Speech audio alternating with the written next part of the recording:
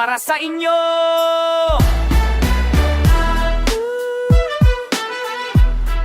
Walang konsensya, pakinggan ninyo to.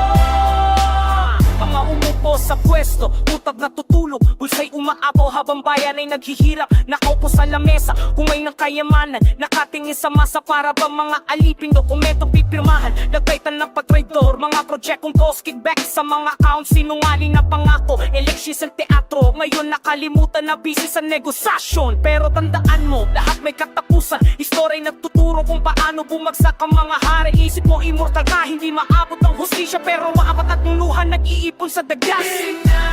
Tingnan ang salamin, ano nung nakita, tuwag o tao pa. Alam mo ang ginawa mo, may pag-asa pa ba o sumuko ka na? Bukas ay dumating din, pagbabago'y posible kung gugustuhin. Habang may panahon pa, tao ka pa rin kahit nalimutan na.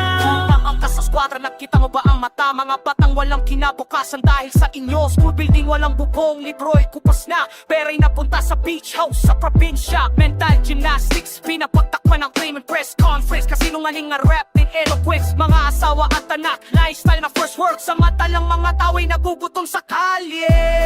Pero may himala pa, transformation na hirap.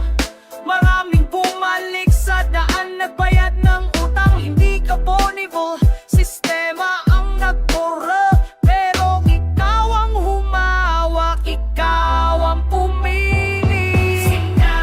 Tingnan ang salamin, anong nakita, duwag o tao pa. Alam mo ang ginawa mo, may pag-asa pa ba o sumuko ka na?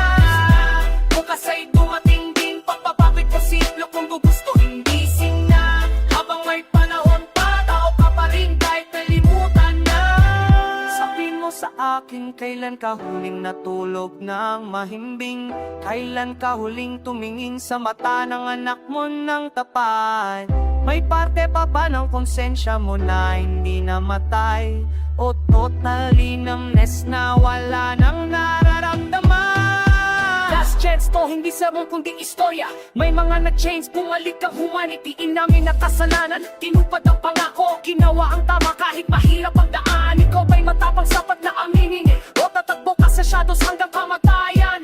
Bayan ay naghihintay, hindi para sa revenge, kundi para sa hustisya at pagbangon. Kapag natapos na lahat, ano may iwan mo? Pera ba o legacy na paglilingkod? Anak mo'y magtatanong, ano giwa ng tatay? Ikaw ba'y makakapagsagot ng may dignidad? Gising na.